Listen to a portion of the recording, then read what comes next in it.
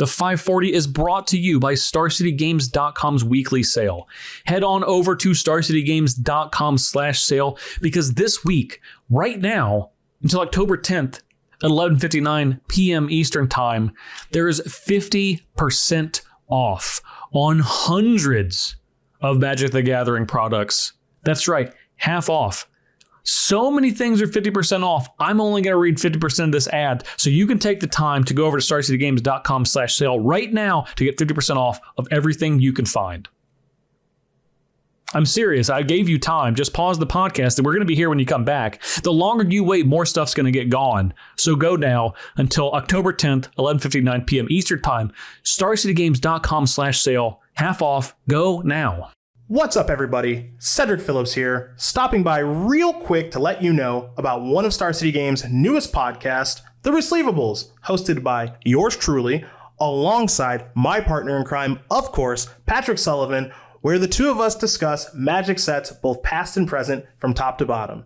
On every episode of The Receivables, you're going to hear us talk about the facts of a set, the mechanics of a set, the cycles of a set, you know, the boring stuff, before we get into some crazy stories of when we were playing Magic during the times that the set was legal.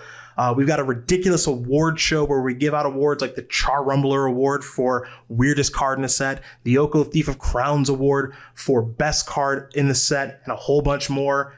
Before we finally decide, hey, what card won the set and what letter grade should we give the set? It's a whole lot of fun. We're having a blast recording them. Hopefully you have the opportunity to listen to it and you enjoy it as much as we're enjoying recording them. Where can you find it? StarCityGames.com or wherever else you listen to your podcast. The Receivables every single week here at SCG.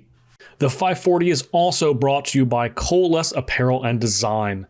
If you want to get the coolest Magic t-shirts and hoodies and stickers, go to coalesceapparel.shop. And if you find something you like, use gift code SCG to save 10% off at checkout. That's coalesceapparel.shop. Nobody made what they wanted, so they made it themselves.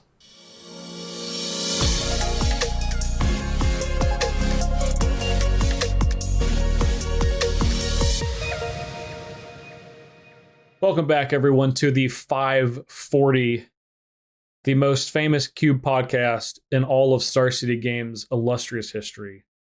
I am Justin Parnell. You can find me at jparnell1 on Twitter, and of course, my co-host, Ryan Overturf. You can find me at Ryan Overdrive on Twitter, the social media site that did not crash for most of the day today. But some of it, but not most of it. Right. Yeah. They're doing pretty good. As social media sites that needed to stay up at all times go, they were in the top half. Yeah, they overperformed. Yeah. So speaking of overperforming, or maybe an attempt to overperform, Ryan, we are going to be starting a new kind of episodal series type, a new style of episode that today is our first one of. And I don't know that we're going to overperform, but maybe if depending on how low people have set their expectations, that could be in the cards. You kind of bungled it. You shot high there. I did. So I'm going to try to bring the mood down. You know, this is the first installment. We're going to give it our gosh darndest. That's pretty good. That's really what people should come to expect.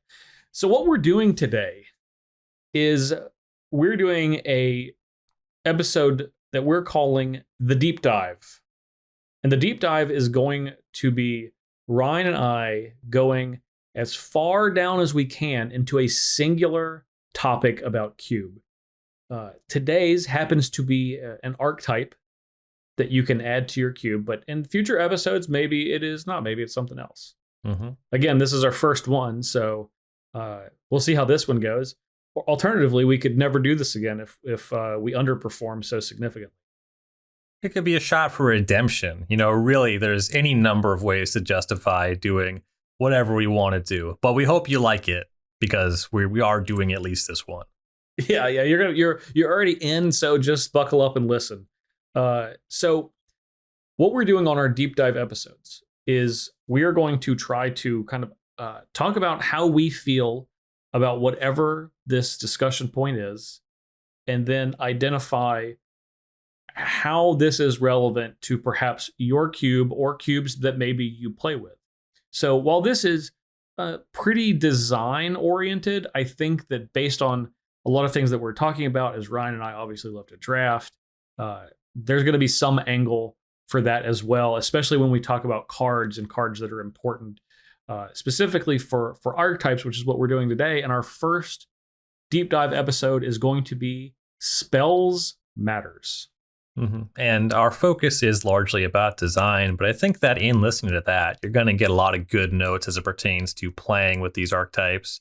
I mean, we're talking about spells matter. This is something that I think I understand much better than the average player when we talk about, constructed decks that I've had success with historically, and then implementing that kind of thing over into Cube. I have a lot of experience and thoughts with this, and this is going to be a theme that you do encounter in most every cube. So there's going to be some gems for you as a player. Oh, definitely. Yeah. My day will come when we finally do a Jund average middle of the ground matters in the future. But that's we're putting that on the back burner for now. 2 for 1s matter. You are you are the expert here between the two of us. So what is Spells Matters? What does that mean when I say Spells Matters? Yeah, so it's such a stupid deck name. Actually, if you go to archetype names, spells, like Is It Spells is among Cedric Phillips' most hated archetype names. Because it doesn't really, it tells you everything, but it also doesn't tell you anything. It's like, what do you, the cards in your deck matter, whatever. But it kind of means you are tracking specific card types. Spells will often just refer to non-creature spells broadly, though for a lot of these, we are talking specifically about instants and sorceries. Non-creature type things, very often it's going to be removal spells, card advantage spells, but instants and sorceries is what's usually meant by spells there. And there's some broader stuff. Certainly, there's going to be planeswalkers in a lot of these kind of decks, because if you're not playing with creatures, those are a pretty obvious thing to play with. But very commonly, we're looking at cards that either reference instants and sorceries or non-creature spells specifically, or literally have a line that says whenever you cast an instant or sorcery, or whenever you cast a non-creature spell, do this, that, or the other thing. That's the kind of stuff we're looking for here. Yeah, spoiler alert, there's probably going to be a lot of that today's episode. Yes. As you can imagine, there's a lot of cards, and especially cards that have come out even recently that care about that. Now, I will go back and say, while we're talking about Spells Matters, it's going to sound silly, but look, one day maybe we're going to do a lands episode, and then it's clear that that's about lands rather than spells. So I don't know, Cedric, maybe you need to rethink your strategy here. Either way, it's one of those things that's just kind of, it's not confusing, but it is tedious to talk about in Magic because creatures are spells. Yeah, everything's a spell. Yeah, everything that's not a land is a spell.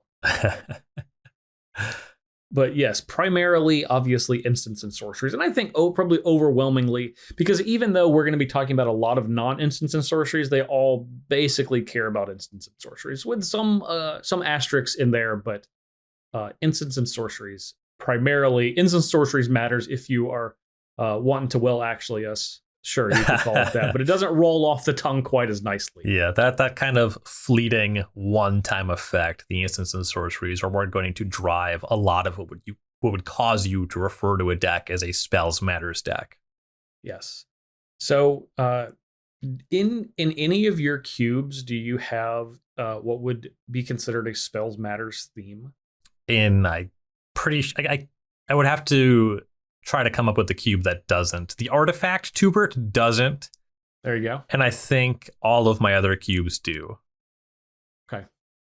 Yeah, my 540 card cube also does have a Spells Matters theme, although ironically, once we started thinking about this episode, I was like, I think I might go back and kind of spruce this up. Especially after we got a couple of extra tools in Innistrad Midnight Hunt, which push it in a even better direction, because as you're going to see with a lot of, especially when we talk about these archetype episodes, redundancy is always going to be key, because you want, obviously, in a cube environment that's mostly singleton in nature, you want to be able to see the effects that you're trying to do more often than not. Mm-hmm. So when you just have more of them, it is easier to incorporate these style archetypes in your cube. And I would say that for the Spells Matters archetype, there might not be a better poster child of I need redundancy than this one. Yeah, that's kind of maybe subtly, maybe not subtly given away in the archetype name. Spells matter. You want a lot of them. And it's also just that volume, as opposed to some archetypes that are named after one card or some smaller number of very specific things happening in your deck. Spells Matters decks are really looking to be something they often refer to for older Magic decks, Turbo Xerox, just a bunch of cantrips finding the same cards, trying to do the same thing or something very similar every game. Yes. And, it really seems like that. I'm struggling because I don't want to give away too much for the rest of the episode, but there's a very large opportunity to incorporate this type of archetype, one, at a lot of different levels of thoroughness in your cube, and two, across a very large variety of cubes. And even though those cubes may all be different and you might be using different cards on the top or the bottom end, it's still going to feel like the same type thing. You could play a Pauper cube with a Spells Matters theme, and you could play a Powered cube with a Spells Matters theme, and the cards may not interact. Like the cards could be wildly different, but it's still going to feel like the same type of gameplay that you're looking for. And that's actually something that I really, really like for this archetype, because it just carries so far. And to me, it's very fun. Obviously, we know to Ryan, it's very fun. But I think that that's something that you can make work in a lot of different cubes, which is something that I really like here. There's a range of knobs you can turn with this one. You can change your supporting cards, your payoffs. You can even keep a lot of the cards just exactly the same while still dramatically going over the range of power levels, which is pretty fascinating personally. Yeah, that's actually a really poignant note, because based on the nature of what you're asking your drafters to do, you want them to draft instants and sorceries. Well, good news, there will be plenty of those available, and as long as you have the right ones for them to draft and the right payoff cards, you can start to formulate this in your queue. But I don't want to give away too much of the rest of the episode. We have like 7 or 8 ad breaks coming up. We got to try to, they haven't paid homage to the podcast yet. Exactly. Yeah. So I think, speaking of that, I think it's probably, before we move on, maybe this is a good time to go to our first ad break. Ryan, anything else before we start diving? I think I'm on the same page as you. I keep coming really close to just jumping into some super in-depth specific thing. So we should move to that section so I can finally go off. Yeah, I think we probably should. Okay, in that case, we're going to take our first break, and we will be back diving in just one moment. Listen up, gamers. I have some huge news. If you haven't heard, the SCG Tour Online is back, and we're giving away cash prizes, tens of thousands of MTG Arena gems, MTG Arena Qualifier Weekend invitations, MTG Arena Championship invitations, and the big one, Star City Games Invitational invitations. You heard that right. The Invitational is back, and that's going to be at SCGCon. SCGCon is back, taking place Halloween weekend. That's October 29th through the 31st in the Star City. That's Roanoke, Virginia, and you can qualify for the Star City Games Invitational via the SCG Tour Online. Stay tuned for more details on that. Those will be coming soon. And for more information on the SCG Tour Online, head over to scgtouronline.starcitygames.com. Now back to the pod. All right, Ryan. So we're going to start off by just dipping our toes in the water. We're ultimately going to dive in, but that's going to come later. You're only a psychopath just doesn't feel how cold or warm the water is before they dive all the way in. Do you know anybody like that? That's just like, I don't care what temperature this pool is. I'm just going to jump directly in. It's so funny because in terms of how things work with your body becoming comfortable, and it's really a science, just jumping in is how you're going to get comfortable the fastest. But I will be damned if I'm not going to put my feet in the water first. Yeah, it's just psychological. Like it might make sense from a biology perspective that that's the case, but your brain's like, don't do that. What that's if the stupid. Water sucks? I don't know. Like I'm planning on swim already in my trunks or whatever. And if it's cold, then my next step is going to be to completely submerge myself because, again, exactly. I know that's how I'm going to get the warm the fastest, but I'm still going to put my feet in first. I've known one friend who just every time he would just jump in, and I was like, it could just be, I just want to know. I just want to know if it's colder today. I'm going to get in regardless. Like I might like dip my toe in. I might do a lap around the pool, complain. I'm ultimately going to get in. But just the concept of just jumping in with no knowledge, just no information is just wild to me. Mm-hmm. Well, I'm glad we're on the same page. So we're not going to do that for this podcast. We're going to dip our toe in the water first. And that starts with my very first question. What kind of cards actually make this archetype work? Yeah, so it's really interesting because we are calling out spells matter. We went over in the intro how that's going to be a lot of instants and sorceries. But the key to successful spells matters decks is really sort of a balance between these spells you care about, again, typically instants and sorceries, and then those cards that call them out. And these are actually typically going to be creatures. Sometimes they can be planeswalkers. Sometimes it's actually just an instant or sorcery that creates a win condition for you. Sometimes it's an enchantment.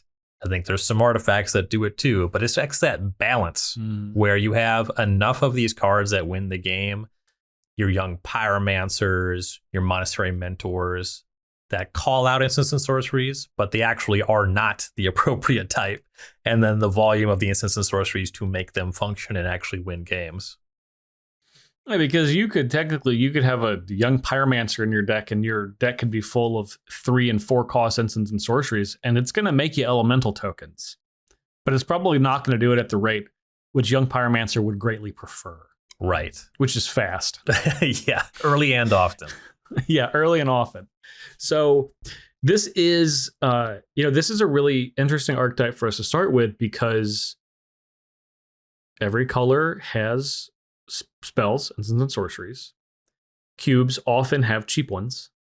Card advantage is something that's inherently positive for cards to have, and those cards are often included in cubes regardless of, rarity restriction or power level. So when you look at instants and sorceries matters, and you look across the landscape of what cards you want to have as those payoff cards, it seems like every color theoretically could take part, but we all know, I imagine that even the people listening to this know, if this is your first introduction to this archetype, that is not exactly how it works. That while every color theoretically can take part, they don't take part in equal rates, right, compared to each other. Every color dabbles. And I actually just had a thought that I think is pretty compelling about why blue and red, does spells matter just better and is more likely going to be where you're going to see this sort of thing focused. I mean, there is just a dearth of playable white and green instants and sorceries. They tend to be pump spells. You can only play so much of that in the deck, which does start to kind of get to the point I'm about to make. But black has a very high volume of highly playable instants and sorceries. Mm-hmm. But the thing about all of them is that there gets to be a point where there's diminishing returns. A deck of 23 Doomblades literally can't win the game. A deck of 23 Lightning Bolts can win the game and often will win the game. So blue and red are giving you not only just a lot of instants and sorceries, not just a lot of premium instants and sorceries, but they are instants and sorceries that tend to not really have diminishing returns. And another thing that they tend to do is replace themselves. The big thing about the blue instants and sorceries is we're looking for the phrase, one of my favorite phrases, one of many Magic players' favorite phrases, draw a card. keeping that churn up is really important for them. And blue and red just do those things the best. I think you have a good note here, specifically regarding black, and I have some kind of tertiary thoughts regarding white. But in general, if you isolate the things that blue and red are often trying to do in a cube, is blue is trying to play more cards by virtue of having the kind of value generated, oftentimes via cantripping, which is, of course, cards that say draw a card on them. Red, in turn, is looking to reduce the number of cards that you play by reducing your life total. And oftentimes, these spells matters cards in red will try to close the game out as quickly as it can, whether this is additional damage, whether this is pumping power and toughness of creatures. Black and white, while they can partake somewhat, and especially over the last year, we've seen a lot in both of the colors of like competent cards and cards that are actually good cube cards, but it's difficult for those colors to make a hold because a lot of time, black, in addition to the Doomblades, the other largely relevant, highly cubable, sought after by drafters cards are discard effects, which again, like Doomblades, are, I don't want to do this myself, but I'm going to try to stop you from doing something until I can figure out another way to win the game. And white almost does the same thing, but they actually do it less with instants and sorceries compared to even black. And they do it with a lot of like artifacts or enchantments or creatures, which, while from a cube perspective, are inherently value getting, but they don't contribute to the larger theme of instants and sorceries matters. And this is now actually, in my opinion, starting to become, I don't want to say a problem, because that would imply that white has, had, this has been successful for them in the past, and now it's starting to become unsuccessful. Quite the opposite, actually. They went from having absolutely no tools to now having a very, very tiny amount. But you have cards that are good cube cards like Clarion Spirit and Clever Illumimancer and Monk of the Open Hand. I guess theoretically good cube cards, because these cards are kind of asking you to be the payoff. But unlike blue and red, you have to go outside of the color of the card that you're casting to have this card, this creature, work as a payoff card. Specifically, I'm looking at Clarion Spirit, which is actually one of my favorite white cards that's been printed over the last year for Cube, because I really love kind of pushing sideways away from blue and red into white, but there's not a ton there because of the way that the rest of the color is constructed. Mm-hmm. Yeah, not only are there only so many Clarion Spirits, so many Monastery Mentors, that a few other cards of that nature that you can justify at various power levels, but the white column is giving you a couple instants and sorcery removal spells, and they are very good. Again, the top of what white offers is quite nice for the archetype. But then you not only just have cards that don't work at all for the archetype, talking about just creatures that attack and block generally that you could play in the deck, but your deck's getting a little confused, as opposed to just an ABC beatdown deck.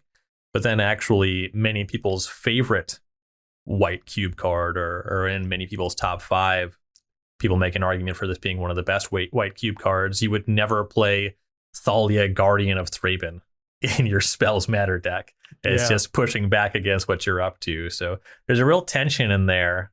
And I like that we're getting a little bit more all the time. I hope that we continue to see cards. I actually really like that you called out Clarion Spirit, because that card just plays really well.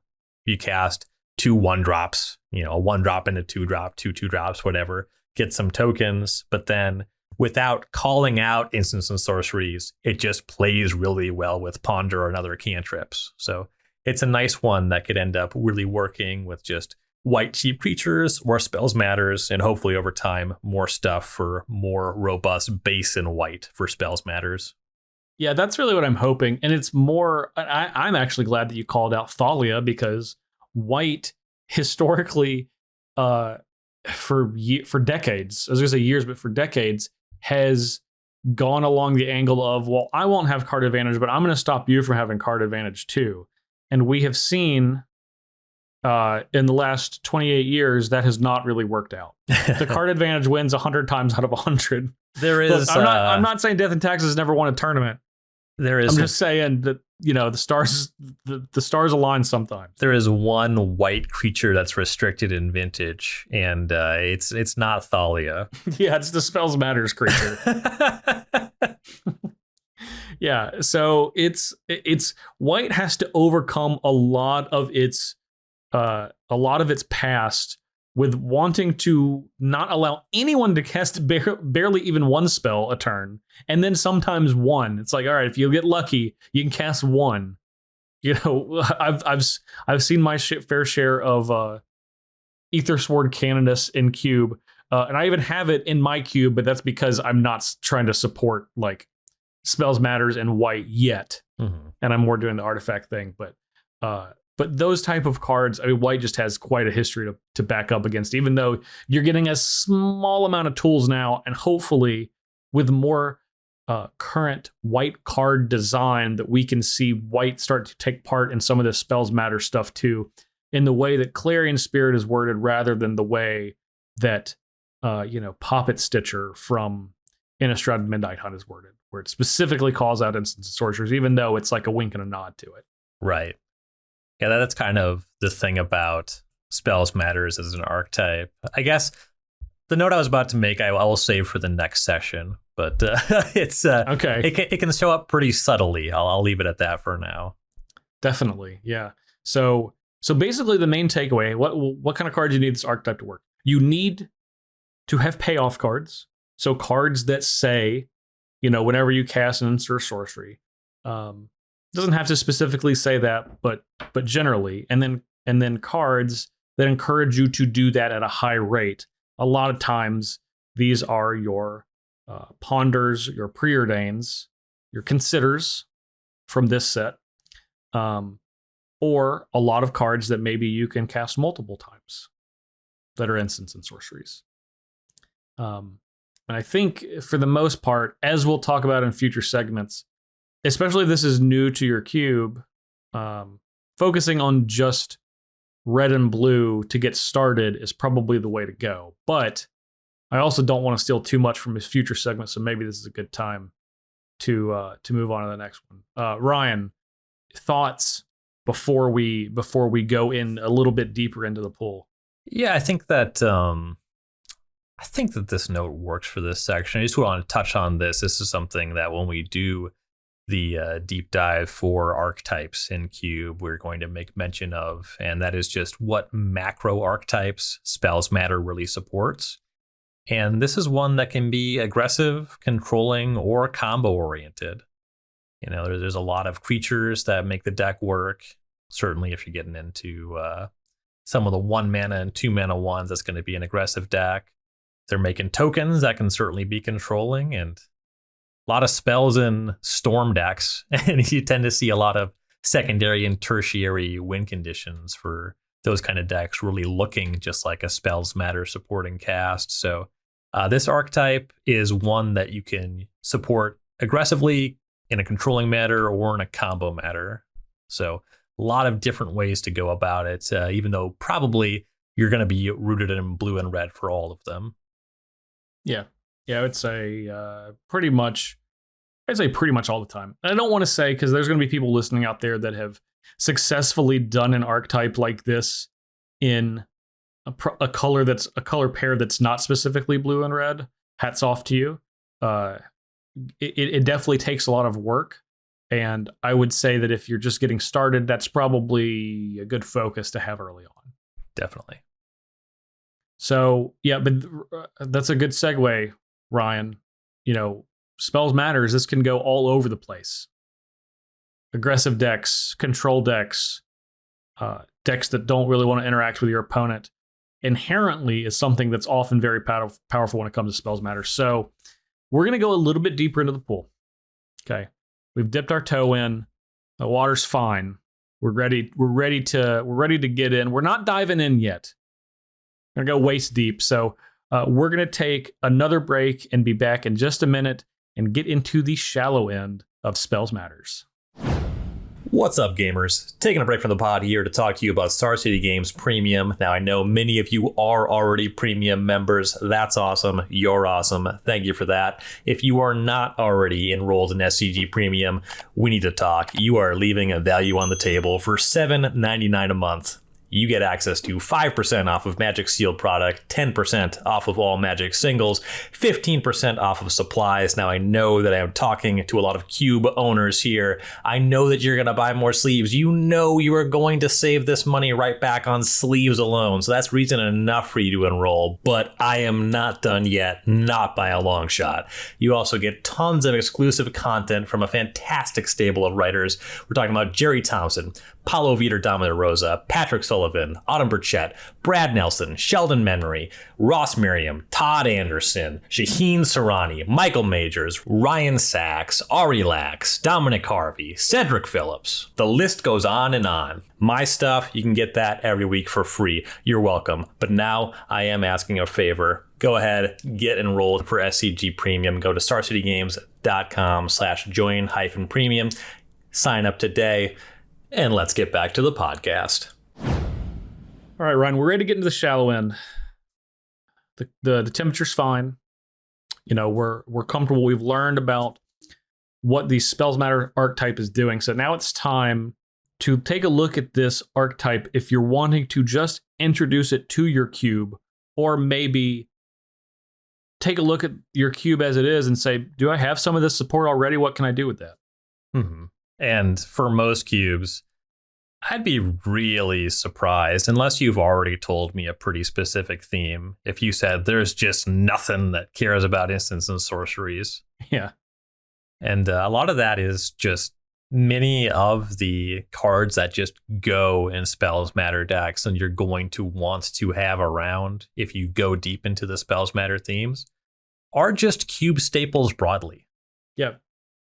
And some of that is just because these secondary cards, you know, the instants and sorceries you are casting, Lightning Bolt, Ponder, turns out that they're cube staples. And what I've found when I look at people's cubes, especially over this last week preparing for this podcast, I just tried to I just randomly looked at just a bunch of different cubes to kind of see how this archetype was or was not laid out. And it seems like that a lot of times the difference in whether this is supported or not is the payoff cards, not the gas cards. It's not the lightning bolts and the ponders and the preordains. It is I was going to say young pyromancer, but that's not true. That's in most cubes. But something even like, oh my gosh, I'm literally blanking on the name of the card. Red card, 2 mana. She's like a Dreadhorde Arcanist, which is, you know, a great Spells Matters card, but it's can go into a lot of cubes because the effect will work, but if that's not supported, doesn't make it in there. Something like I can't believe I'm blanking on all these names. A Thing in the Ice. Another card that's a good Spells Matters card that could be supported because generally you have the cards, these spells to get this to work, but this is the payoff card to benefit from it. Mm-hmm. And this seems to be the biggest difference in the cubes where this is supported or not. And I think a lot of people could probably maybe do some shifting if they wanted to add this into your cube, and it's probably less intrusive to add this to your cube than a lot of other archetypes from the ground up. Yeah, and here's a line that you're going to actually see in a lot of cubes. Monastery Swiftspear is just in a ton of cubes. I'm not going to say a percentage. I don't really know, but you're going to find it more often than not. Yeah. And it's just best aggressive 1-drop of all time or in contention. You know, maybe you want to pick nits there, but it's just way too good if you're supporting mono red aggro to not feature. And haste is a big part of that. You get that point right away. You probably have good attacks later. You don't need to do anything fancy to make Monastery Swiftspear good. You do need a little bit more finesse to sing the praises of Soulscar Mage. You don't have that haste, can't get in right away. You have that nice ability to turn damage into -1/-1 counters, but if all you're doing is beating down, this card is not convincingly better than Fire Drinker Satyr or some other 2/1. Like you might be would convincingly draft better Swift than Spear Fire Drinker Satyr, but yeah, because that one damages you. I tried to marginally. I tried to come up with Falconwrath Gorger. That'd probably be a better card to name there. But like you would draft Swift Spear over Goblin Guide in a number of packs. You would never take Soulscar Mage there. Not if you're just trying to be a red aggressive deck. You have to know something else is going on. Mm-hmm. This is something that we've talked about before, and this is probably actually a really good time to bring this topic back up. But as a cube designer, it's really important to not trick your drafters. Mm-hmm. And Spells Matters is something that you might accidentally do because you have not struck that balance between the payoff cards and the gas cards that you need to make sure that it is operating at the power level that you want it to. Because this archetype, well, I think I don't want to say it's super easy to balance, but with some work, I think that in basically every cube, from rarity restricted cubes to most powerful cubes, this is something that I think a lot of people have had success balancing. But one of the ways this can fail is if you have all of those payoff cards and then nothing to feed into it. Mm-hmm. And if you go the other way around, it's generally going to be more successful because the cards in question, the non-payoff cards, are just much better on their own. Okay, like Consider is going to be a fine card if you're not playing Spells Matters, but it's going to be much better if you can work with it and those other, cantrips to find the payoff cards and then build into that more. If you have a Soulscar Mage in a pack, you are telling me that you have this archetype supported. This is not just a simple 1-drop creature in your cube, because I would imagine that there's going to be several other 1-drop creatures that are going to be inherently more aggressive if I'm not triggering the second part and the important part of the card itself. Mm-hmm. Yeah, definitely. And then the well is deep, like that can show up as a very high number. That's a 1-mana card, so you get a little bit more particular. But if you have Soulscar Mage in your cube and you don't have Manamorphose, which I have seen, you are doing a disservice to your drafters. Like, Soulscar Mage does communicate that you are at least giving the free ones to the drafter. Yeah, I like that. That's a good way to put it. The free ones. But I think that there's a lot of Soulscar Mage is a good example, but there's a lot of other mechanics, keywords that you might already have in your cube that you can, if you have your cube on Cube Cobra and you want to do a little search of say, well, how many of these cards do I have in my cube? Prowess, as we said on those cards, is a very good one to just look at just broadly at Prowess cards. Magecraft, which is like Prowess, but just for instants and sorceries, but you still have a few, even though it's isolated to one set currently. One that was recently returned in Innistrad Midnight Hunt, which of course is Flashback. And in addition to Flashback, anything that checks your graveyard for number of instants and sorceries. Like a good example would be a Bedlam Reveler, mm-hmm. or even cards like Dig Through Time, Treasure Cruise. Yeah, I was just going to say, Delve is actually a mechanic that, without explicitly calling out instants and sorceries, relies heavily on them. Yeah, very much so. Yeah, and there's a bunch of very solid cubable cards in those. So those are ones that are often good payoff cards, and that either actually could be on either side of the coin, because Flashback, obviously, not generally the payoff. That's generally the thing that is you're pairing with your payoff cards to form a successful combination. And I don't want to say just fill your cube with Flashback cards, but that is definitely an easy way to increase the number of instant or sorceries without having to actually increase the number of instants and sorceries by a significant margin. Time for my mandatory weekly calling out of Flame Jab. Retrace, not a mechanic that is on too many cards, but Flame Jab is one that will often be good for your Spells Matter red decks. Yeah, I think you're probably, I don't know if you're 50-50, but you have, you're definitely like 3 out of the last 4 weeks on Flame Jab. I got a deep appreciation for that card, though. I suppose we're still kind of supposed to be talking about the shallow end. So when we talked about Delve, I actually think that this is a nice one to call out. I kind of just looked over the most drafted cubes. You know, the Magic Online Vintage Cube is going to be the one that people have drafted the most. And Murktide Regent does say instants and sorceries, like you're looking to delve away instants and sorceries. But it's just this natural infrastructure where Ancestral Recall, Time Walk, Mana Drain, and even scaling that back, Ponder, Preordain, Counterspell are very high picks in the cube. So Murktide Regent is just going to show up in your cube if you have these really good instants and sorceries. And then there's a number of other cards in the blue column.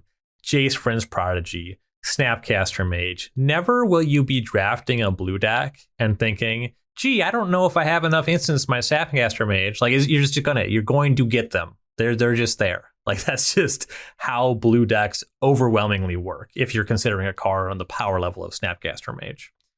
I would say if it's in the cube, then that is the case. Right. I've definitely seen cubes where Snapcaster is not in it, but it also would not be good. It's definitely more permanent based, where it's playing a lot more to the board. Yeah, exactly. If you do like a blue aggressive deck, or maybe you're trying to do ninjas, which I think is a really cool way to do blue. These are unconventional, but just naturally, if you're not doing a theme that literally is pushing you in the opposite direction, you will just have a lot of stuff that incidentally really works for these archetypes. Yeah, that's a very good point. I'm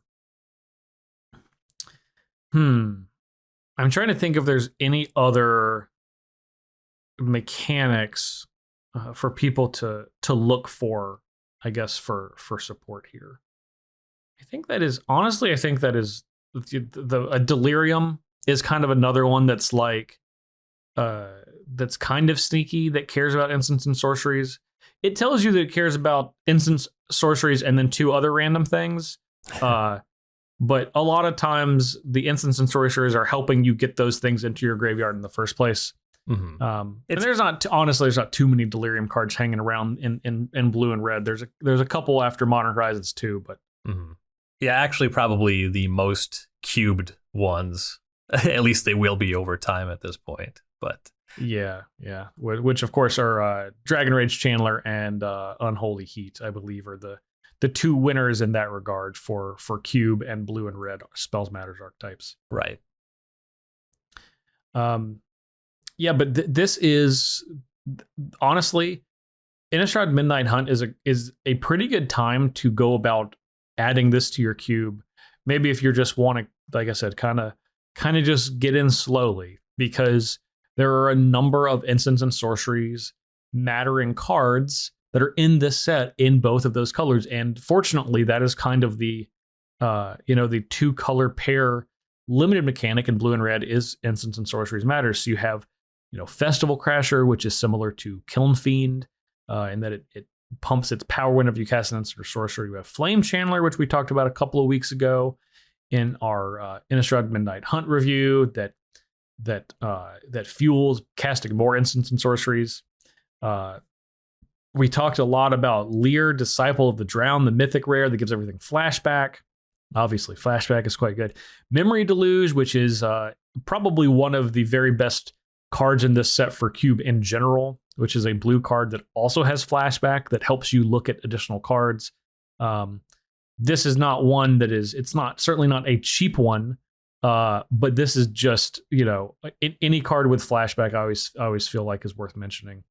Poppet Stitcher, a great payoff card. Cast an instant or sorcery, make a 2/2 decayed zombie. Smoldering Egg, When you have cast 7 mana worth of instant sorceries, flip it into this dragon.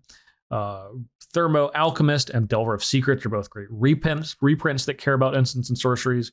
And then Spell Rune Painter is another one that when you cast instant or sorcery, it gets pumped on its power and toughness. And on the backside, when it turns into a werewolf, it's +2/+2. So if you just opened a bunch of Innistrad Midnight Hunt because you're getting into, you just open a bunch of the set because it's, new and fun, and you're like, oh, I want to make a cube because I've been listening to 540 and I'm really encouraged to do so. Well, look, go through all of the cards you've opened. You probably have a number of cards that actually care about it in this very set. Mm-hmm. And the good thing is you don't have to, it's not that even if you go through cubes, and this is something I always encourage people to do, is don't put too much stock in the absence of a card that you think is cool for an archetype if you look through other cubes and it's not there. Because there's always reasons in some cases, especially for newer cards, that is not the case. Sometimes people just add cards to their cube, especially lists online, when they actually have it. Sometimes it takes weeks or months to update a cube on Cube Cobra or someone's, Excel spreadsheet. If other people do that, I don't know if they do. I'm just saying. Mm-hmm. So if you think something is cool and you're like, hey, this would go great into this archetype, and this is especially the case for this one because there's so many, cool new cards. Don't be scared. Don't be scared to add it because you don't see it present elsewhere. That's the type of thing that kind of gets people into like negative hive mind thinking, because then it becomes a self-fulfilling prophecy where people just won't play cards because other people aren't playing cards because no one was playing the cards. That's a really good note that I wouldn't have thought of, because when I'm looking at other people's cubes, I'm usually just kind of taking inventory of what is there, and I'm not really negatively ascribing the absence of anything. But if you have a card in mind and you're trying to see if somebody else is playing it, or a cube that is supporting the theme that doesn't have that card, and you're thinking this is a slight against the card or an active statement that they don't like the card, like Justin said, there's a myriad of reasons why it might be absent, and don't discount that they just don't even know what that card is, even if it is just like a common from the new set. Like, I actually, after we do our cube review, like 2 weeks out, I've already forgotten half the comments in the new set. And like sometimes one will pop up and be like, oh yeah, I should put that in a cube. Like that just happens. Like there's plenty of reasons that somebody could not do something. Yeah. And honestly, the further away you get from when a set comes out, and specifically with the frequency and speed that sets come out now, I mean, honestly, I'm going to be getting my hands on some of these cards by the time like Crimson Vow previews are going to start. So it's just like a whirlwind of new cards. And it's really easy once it's not the newest set to forget and move on to the next thing. Yeah. I also do this thing sometimes where I have an idea, and then having the idea and thinking about something just develops this memory of having done it. And so I just don't do it later if I'm reminded of it. Yeah. You're like, I definitely thought about that. Yeah, I'm going to pick up that card. Yeah, that card's in my cube. Oh, I don't own that card. I never got it, and it's not in my cube. Like that just, I'm getting older. I wonder if there's a word for that, because I think that has happened to me before more times than I'm willing to admit. Yeah, I'm sure there is. There's got to at least be a German 12-syllable term for it. Yeah, that's good enough. Yeah, but truly, this is we say this on the 540 all the time, but you're going to know your cube better than anyone else, and we appreciate that you want to listen to this podcast and take advice from us when we're able to scrape together some good advice for you. But this is, especially for this archetype, more than a lot of other ones, there are a lot of options.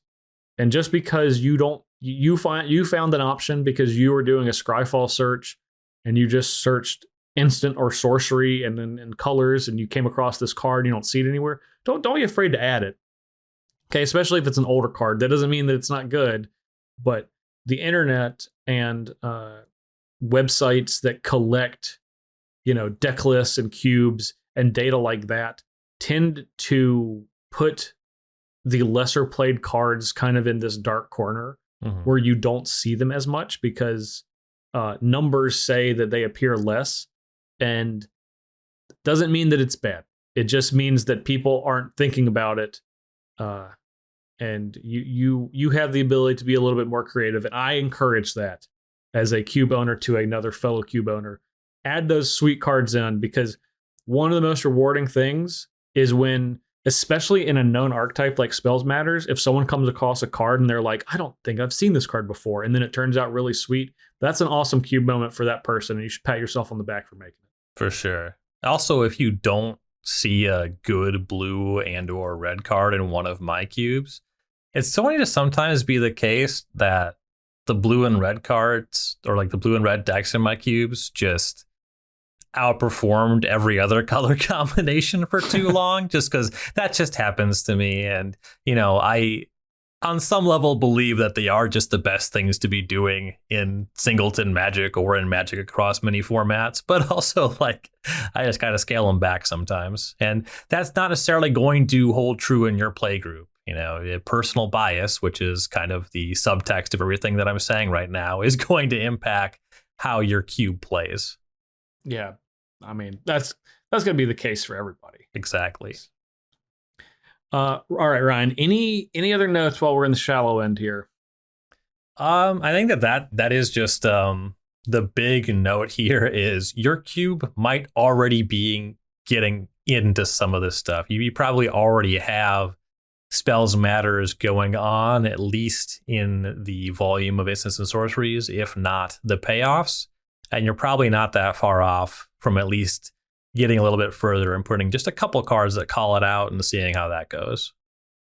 Well, speaking of which, if they want to get further, then they should venture a little bit further into the pool with us, because we're going to take one more ad break, and then we're going to dive all the way into the deep end. Hello there from Dominario's Judgment, a weekly podcast for Star City Games with me, Dom Harvey. And me, Ari Lex. Where we bring you the latest, greatest, and downright weirdest things Modern has to offer. Want to know what to expect for next weekend's events? We've got you covered. Do you want deep breakdowns of the hot topics and decks in Modern? We've got you covered. Just want to make sure you don't miss the latest nonsense before your opponents teach you a lesson about it in the queues? Oh yeah, we have definitely got you covered. And when Modern Horizons 2 blows the ceiling off this format, as it surely will, we'll be here with you to pick up the pieces. Find us every week on YouTube, Spotify, or wherever else you get your podcasts. Or if you want to head over to StarCityGames.com, we'll be right there alongside all the great content from all your other favorite content producers. All right, Ryan, we're all in. We're all the way in the deep end. We have taken the deep dive now, and it is time to finally look at Spells Matters if you are wanting to push this as far as you absolutely can in whatever cube you might own. Yeah, the best of the best, or at least the broadest of the broad, you know, deliberately leaning in one way or the other. I think that Spells Matters is an archetype that can be successful, a rare archetype. And I will say this, that this is not the case. You know, when we come back and do a deep dive on something else, I doubt we're going to say this, but this is an archetype that I think can be legitimately successful at every level of cube, regardless of your power level or rarity restriction, regardless if you have power or trying to make this the best competitive cube you can. This is an archetype that can absolutely be successful because the tools are present pretty much at every level. Yeah, and this is something we talked about earlier. I mean, my first cube was a Pauper cube, blue-red Spells Matters, even a little bit of a storm theme going on there, was one of the better performing archetypes. In Vintage Cube, blue-red Spells Matters, great. I took a look just to get an idea for the architecture at the Arena Cube, the Magic Online Modern Cube, and Legacy Cube just before we recorded. And present there, a lot of overlapping cards. And actually a big thing about that is some of these cards that really matter, your cantrips, they're just printed at common. Lightning Bolt's a common. So, you know, those are going to be in most every Pauper cube. And then also a lot of the commonly cubed cards, I guess just in general, many of the commonly cubed cards are from the last 10 or 8 years or something like that. kind of a big turning point for really supporting quote unquote lower power spells matters and seeing more cards that do this kind of thing. Young Pyromancer is from Magic 2014. And that's an uncommon, again, a lower rarity thing. And just you keep seeing stuff that is new takes on that. And they've been doing that for so many years. So you get so many different versions, so many different power levels. From Strixhaven, Expressive Iteration is like not only one of the best blue, red, gold cards for Cube, but also is a sorcery that generates card advantage and is cheap. So it can just really go into your Spells Matter deck in a big way. You just get so much stuff from every different era, and a lot of it is at lower rarities. Yeah, and that's really the magic of this archetype is you could be all commons.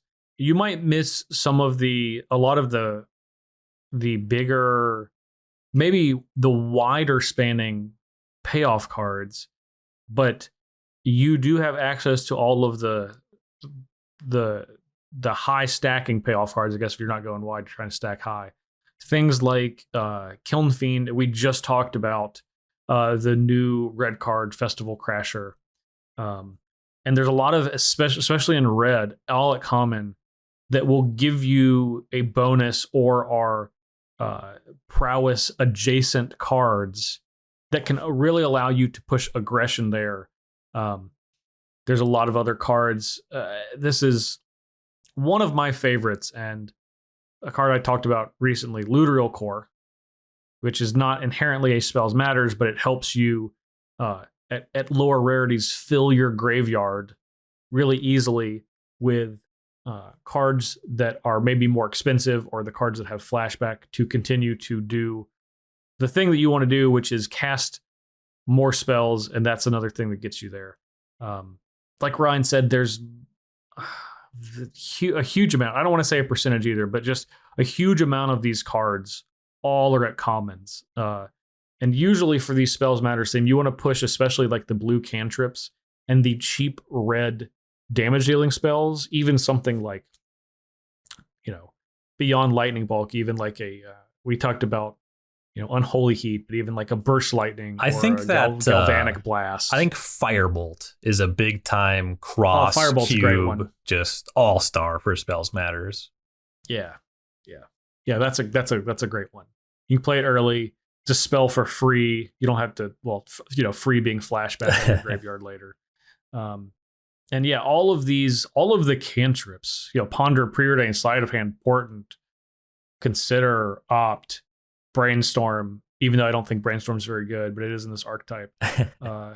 All of those are at common. Even things like Compulsive Research is a common. Treasure Cruise is a common. Deep Analysis, a nice one for the Pauper cubes. Deep Analysis is a great one as a common. Oh, one of my favorite newer cube cards, Callous Dismissal is a common. I love that one. Repeal is a common. So you just have all of these, and this is from the ground up because you're basically able to put these in pretty much every cube. There's very few restrictions for cubes that are like, commons only, but I got to restrict the power level on the commons. Generally not the case, and not going to be the case with a lot of these cards. Mm-hmm. Yeah, and you can just go really deep into that. If you really want kind of funkier archetypes for your Pauper cube, I mentioned I had kind of a storm theme, and Empty the Warrens is generally the weakest storm card if you're talking about supporting storm and cube broadly. But in Pauper, doing something like suspending a Rift Bolt and casting a Manamorphose and then casting Empty the Warrens just like wins a lot of the games, which is pretty sweet. Mm-hmm. So there's just like a lot of ways that you can do it across power levels. Like even with rarity restrictions, if you just stick to Pauper, you can have a burn deck. You can go to Thermo Alchemist.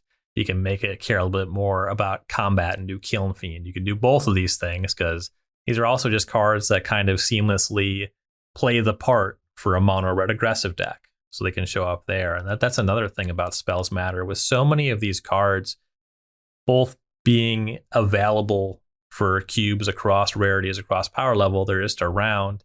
And then they really seamlessly bleed into a lot of other archetypes. A big part of that being either the red cards just being classically good removal spells, and the blue cards just being classically good card selection. You can move all kinds of directions with these cards, and it's pretty effortless to have this theme in your cube, and it also will, without much effort, support a number of other themes. One of my favorite things about drafting this archetype in Cube is because I know that I can draft the cantrips and the cheap removal spells early. And if I find a handful of payoffs later in the draft, especially if I'm trying to soak up all the cheap interaction or the cheap instants and sorceries like in the beginning of the draft, that's something that often will come because even though a lot of people like Young Pyromancer, I think is arguably might be the very biggest like hallmark payoff card of any of the cards we might talk about for this archetype. But if I've taken a lot of these cards, then it is more likely that I will get this passed slightly later than normal, or even something like a Monastery Mentor. And as a drafter, it's great because if you fail, if those cards don't come back, well, now you just have a bunch of cantrips and removal spells, and you're going to be fine because you're going to do something else with your deck. Oh, I guess I can only play literally whatever I want. Yeah, exactly. So it's fun because it's like, okay, the payoffs are there. You've put the payoffs in your cube. If the person that has all the instants and sorceries loving stuff gets them, that's awesome, and they're going to have a great deck. And if they don't, then they'll have probably still a pretty good deck, and maybe it will be less fun, but it's still going to be functional.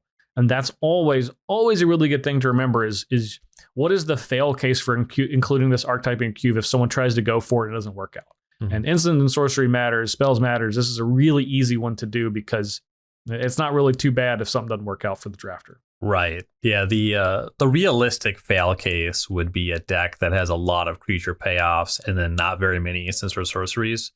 But you kind of have to consistently bungle your pick order through all three packs to end up there.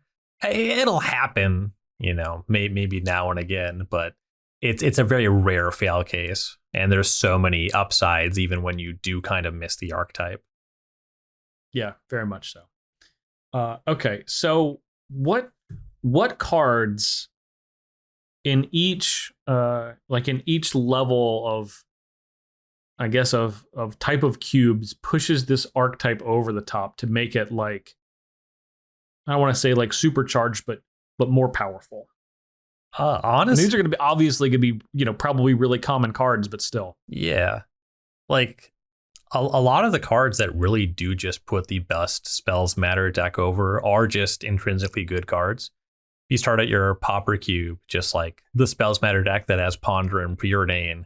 Even if whatever else is going on is less efficient, maybe you don't have the lightning bolt, maybe your win condition is a little bit lackluster, but you just have the selection that kind of gets you there the most often.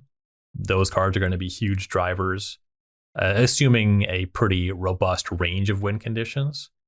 When you get into more medium power levels, it's still going to hold true there, but then you're going to start getting into some better draw cards. And that's actually where a number of the card advantage draw spells are really going to start to go over.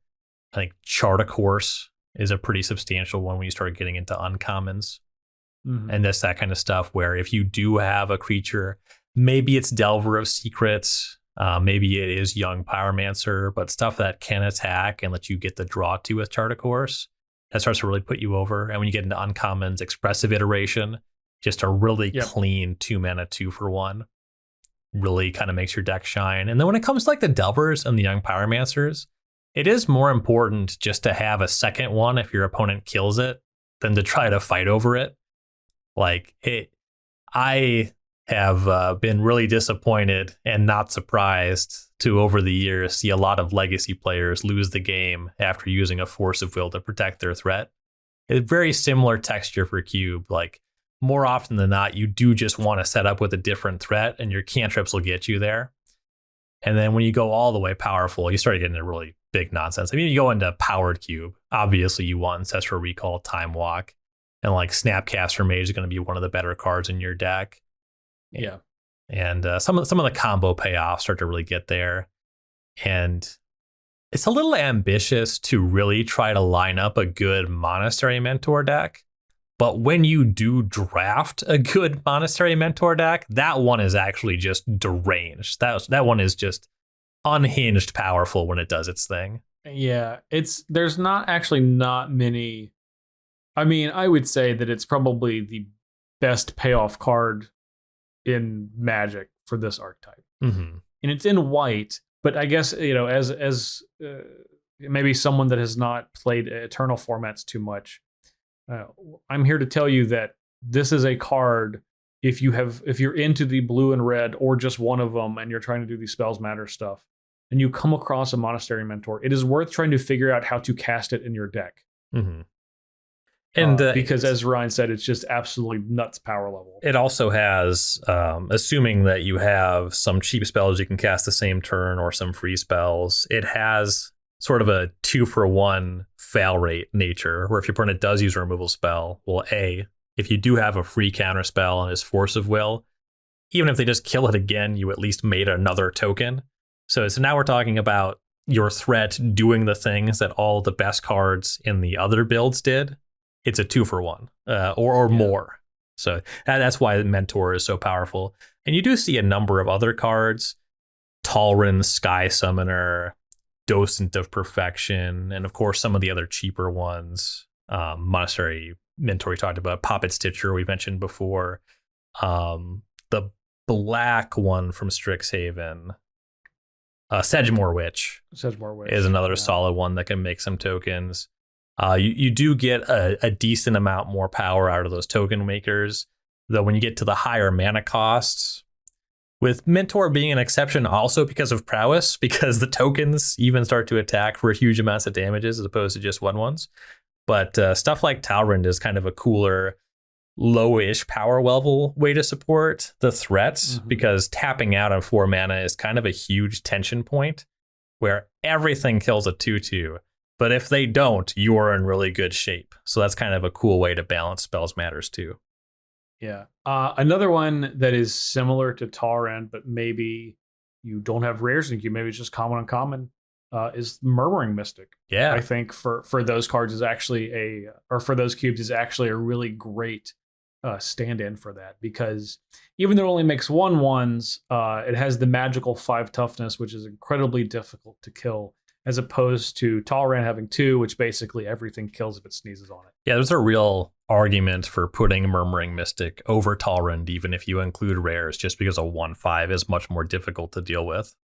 Yeah, I actually like Murmuring Mystic better, but I think if you're like, hey, I want to have I don't want to push my cube as much as possible. I want the payoffs to be a little bit more expensive for these, then they're probably both pretty solid. Yeah, for sure. I wanted to go back and really talk about the power of Snapcaster Mage, because I think everyone knows, and I'm putting air quotes around knows, how good that this card is, because it's very obvious. Flashback is obviously an incredibly powerful mechanic. You get to play it again. But this is probably one of them, and this is going to sound crazy, I actually think this is like an underdrafted card for this archetype, because I think it is every cube that it's in, it's potentially the best card for the Spells Matters archetype that's not Ancestral Recall, or I actually think it's better than Time Walk a lot of the times, or like Monastery Mentor. And otherwise, I think Snapcaster Mage might literally just be the absolute best card you can have for this archetype. I think that there's definitely kind of a weird thing that comes up without getting too much into like high level communication breakdowns. Different Magic players use the word good differently, and it has cascading issues when people are getting their information secondhand. Because you might hear different people call Snapcaster Mage and Young Pyromancer good cards. And Young Pyromancer is not a bad card, but it's not remotely good in the way that Snapcaster Mage is. Yeah, Snapcaster Mage is like, hey, I've drafted Lightning Bolt and Ponder. Well, the best card in your deck is now Snapcaster Mage. Yeah. And I don't care what else is in the cube.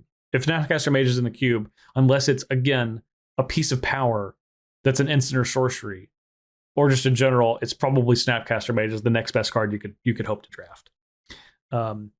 And the reason I bring this up is because the great thing about Snapcaster Mage is its power level is kind of held and checked by the spells it's able to flashback. Now, the greater number of cheap spells that can flashback is going to raise its power level considerably, but I guess what I'm saying is I've seen Snapcaster Mage in cubes that don't have as many 1-mana cantrips or cheap spells, and it's still incredibly powerful. So this is just something to keep in mind. Even if you see this card in a cube that doesn't have Ancestral Recall or Time Walk, that's not maybe the most powerful, it's still going to be the best just because its inherent power level and what it's providing for the archetype, which is a threat, a small threat, as well as providing that very, very important flashback of any spell that you could possibly have across the entirety of your deck. Again, I know this sounds obvious. and most of you are just like, of course we know how good Snapcaster Mage is, but I do know that there's a lot of people that are just getting into Cube and evaluating cards that listen to this podcast. And I guess I just want to specifically go out of my way to say this card is as good as advertised, and I actually think it's generally significantly better than a lot of people give it credit for, even when they think it's very good. Yeah, I think that I just want to expand a little bit so this hits the right audience, because I think that your point is incredibly relevant to people working on a medium power level cube. Just because the spells you're flashing back are at a lower power level, Snapcaster Mage is still probably too good for your cube. Yes, the card is still bonkers. Like, it does not need much help. So when you do go a little bit lower power level, I really like well, I don't want to say going away from combo, but generally when you're going to a lower power level, it's harder to do the combo portion of these spells matters that you might be able to pull off. I mean, it's hard. It's hard to do Storm even in Vintage Cube. So it is. I just, I just want to be clear in case people are like, well, I don't want to have power, but I want to try to do the Storm thing. But if you're going into a more of a medium power level cube, I think that looking at a lot of the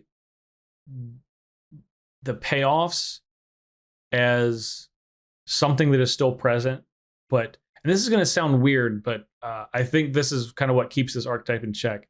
But cutting down on the huge number of the 1-mana cantrip cards, I think is a limiting factor that's usually not, like, it doesn't take the legs out of this archetype, but it's going to make it significantly less powerful. I think that you can also make really good spells matter decks if you keep stuff at 1, but you just put in stuff like Thought Scour over Ponder. Like, if you want to make spells matter, if you want to have a high volume of creatures that really queue off of casting instants and sorceries, it's kind of easy to accidentally make these decks way too consistent. It's because Ponder and Preordain are just so good. Like, there's some people, like, the discourse comes up now and again about unbanning them in Modern. Deranged. Those cards are not okay.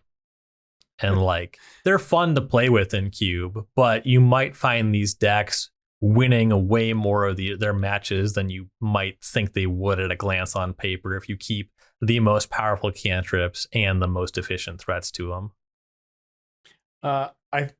One, thank you for saying what I was trying to say in a much more eloquent way.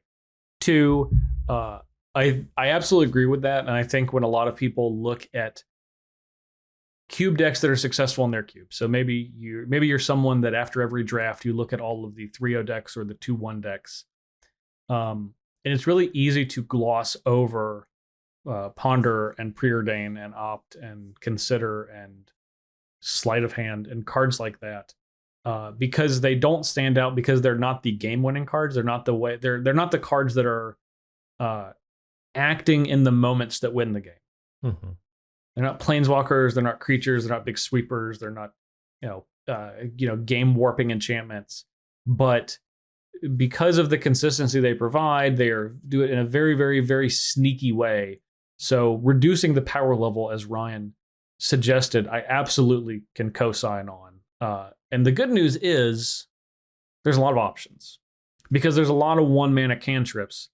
And fortunately, there's a lot of them that aren't good. I don't know how many of you have cast the card Whispers of the Muse, but there was a time in my youth where I was just like blown away by this card, and I tried to make like a blue control deck that had this as a primary card advantage engine at the end of the game. Now, I was working with a lot of other really good cards at that time, like Capsize and Forbid, which might have made the deck more successful than it ought to be, as by the Whispers of the Muse card draw engine, but that's a different story. Are you trying to claim that you built Bueller Blue? No, I'm not. No, I built. I have all these commons and uncommons from a box of cards that I purchased from a guy that was selling them outside of the card store. Nice. And I believe he had previously built Bueller Blue, because there were definitely some Ophidians in there as well. So it was probably easier for me. I was probably 12 or 13. So it made me seem smarter, because all of these cards were simply just in the box together. And what I probably did was grab out about 78 cards, and then I simply removed 30 cards from the stack, and I was like, oh my gosh, look at this deck I've just built. Either way, Whispers of the Muse made it into the deck. Yeah, and a relic of a bygone era, but a card that does make me feel a certain way. I'm sure a bunch of people are listening. People probably know Capsize, maybe. Yeah, I would assume people. I don't know. Maybe they probably. I've been playing this game for a really long time. Maybe they don't. People probably don't know Forbid. That's not a card that's cast too frequently I'll anymore. tell you, people don't respect Forbid. Well, of course they don't. I have Forbid in exactly one of my commander decks. And if I can always tell if someone's played against it before or not, because they keep playing after you buy it back. Yeah. I know people don't know Ophidian. People don't know that card. That card hasn't been good in 20 years. So yeah, there's better versions of that card that aren't good. Yeah, there's way better versions of that card that aren't good. And I know no one knows what Whispers of the Muse is. There's just no way. That card is certainly not good, but you know what? For your cube, you're trying to do this archetype, but maybe not push it all the way to the top. Whispers of the Muse. Hey, look. Let me tell you. Go the full 9. Reach through mists. Yeah, I don't see. I don't think I could get all the way down to Reach through mists. No. I think that is the literal bottom of the barrel. At least just do Whispers, because you know what? It feels pretty sweet if at end of turn you're like, Whispers of Muse, buy back, I'll make a token with my Young Pyromancer. It's slow. I'll give you that. But look, you got to be in for something. I will say that it also can make you feel smart to not buy back Whispers. Oh, yeah. Yeah, I really just had to get something going, so I cashed in my Whispers and didn't think I'd had time to wait around until turn 8. Yeah, I think I think when well, I was going to say when people, but this is 15 years ago when I would have done this. I remember one of my friends was like, oh my God, what else does he have? Because I just cast Whispers and use it and buy it back, and I had 4 open mana. And it cost 5 to flashback, so I couldn't quite do it, which is the whole point. But at that point, my friend had respected Whispers of the Muse to the point where it was This actually probably was close to 20 years ago now, to the point where it was confusing as to why I would simply just give away this incredible card advantage engine for 1 mana an earlier turn. But I digress.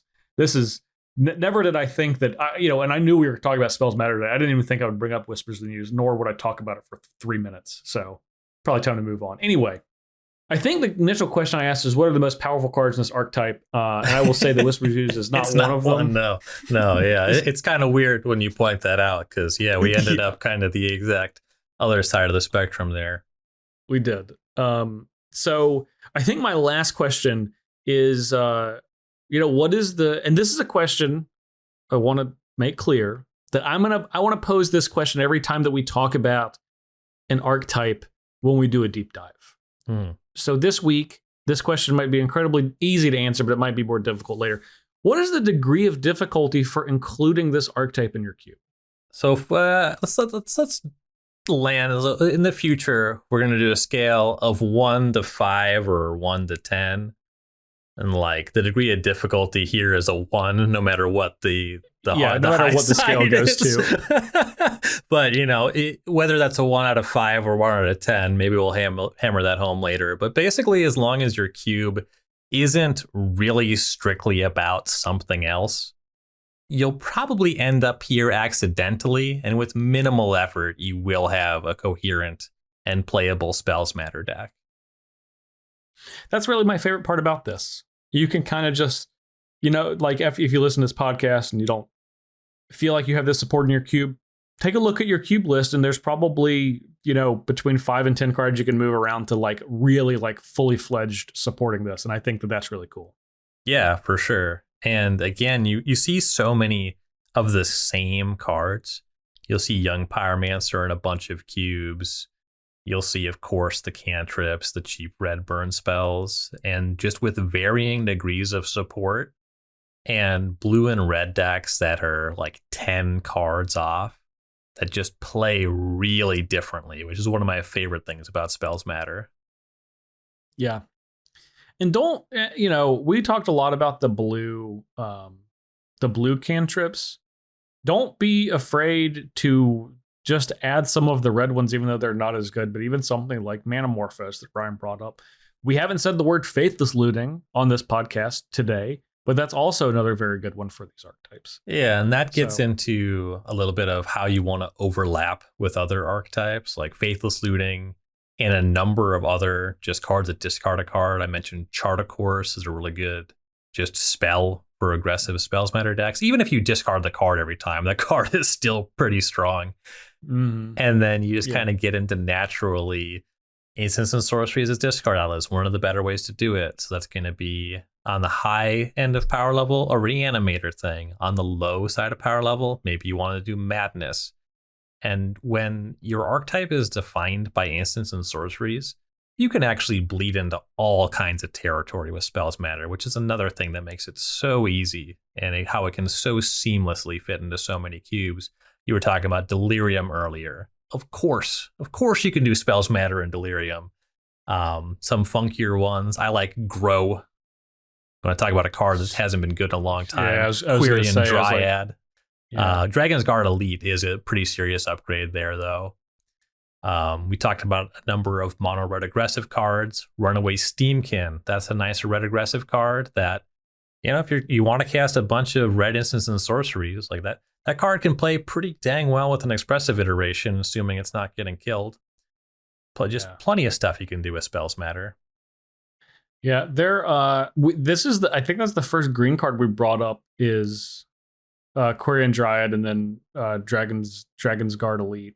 There's not many, but if you're doing it in green at all, you must have those. I'm a big fan of Mana Gorger Hydra. Mana Gorger Hydra, that's another good one. There's probably a couple other ones. Maybe there's not. Anyway, oh my gosh, I had another card. Is it Tarmogoyf? No, I actually just looked Tarmogoyf and it was not Tarmogoyf. It was not a card that I was going to mention.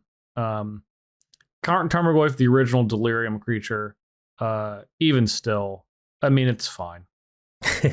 Anyway, Shark Typhoon was actually another card that we didn't mention as a great payoff, because as some people might forget, you can cast this as an enchantment for 6 and then start making flying sharks at will.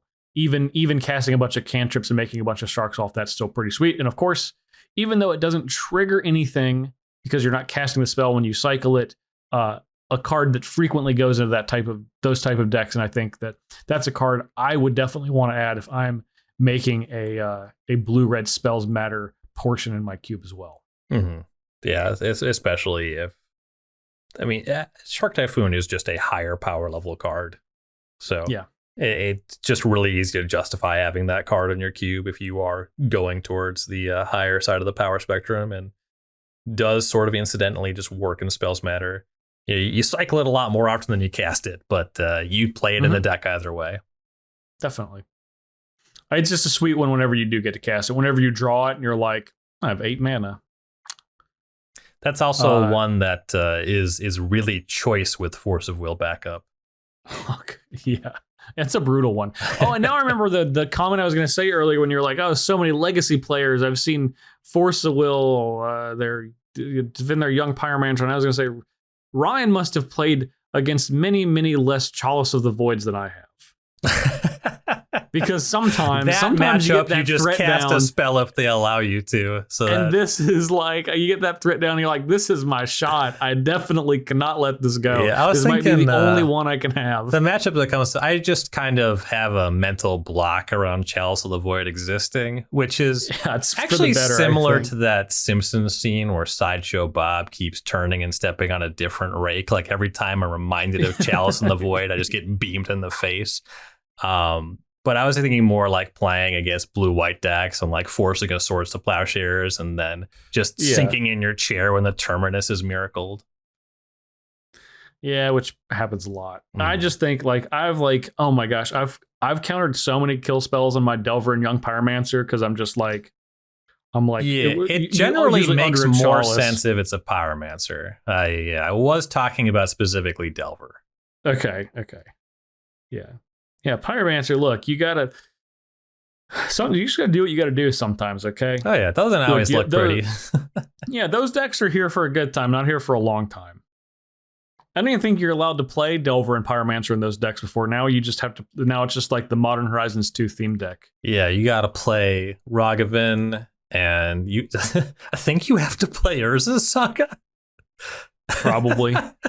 Dragon Rage Channeler, Murktide Rage. Yeah, it's literally just Unholy Heat. So you crack a couple of boxes of Modern Horizons 2. You buy some dual lands, and then you have a tier 1 legacy deck. So congratulations. And then you take your Delvers and your Young Pyromancers, and your Gurmag Langers, and you throw those in the trash. Yeah, just take everything that you used to love and bury it deep. Yeah. Anyway, one day Delver will be back on top. I just have to believe in my heart that it will come back around. I've cast some in standard. If you're looking for some, not the same, some half endorsements about playing in the platinum section of the ladder. Yeah, it's certainly not the same. The problem is you can play 2011 Delver, but the year is still 2021. Yeah, that is the problem. Anyway, this is probably a good time to wrap it on up. Any other notes about diving all the way into the deep end for adding Spells Matters to your cube? Spells Matter, one of the easiest archetypes to support in a cube. It's super fun. I think that just a lot of players do enjoy a number of elements of that cantrip play pattern, just because you do have a lot of agency over what you're doing. Certainly old heads like Justin and I that are pining for some of these old Turbo Xerox decks.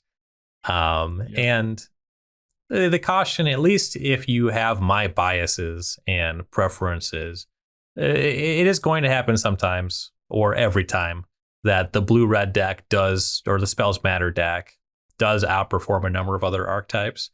And there's a number of ways you can push back at that. I would look at the cantrips. I would look at the maybe power of the counter spells, maybe power of the red removal before I looked at the threats. Because at the end of the day, the threats are pretty naturally balanced because they do basically die to everything. It really is just the consistency of these decks that you do want to police when it comes to power level.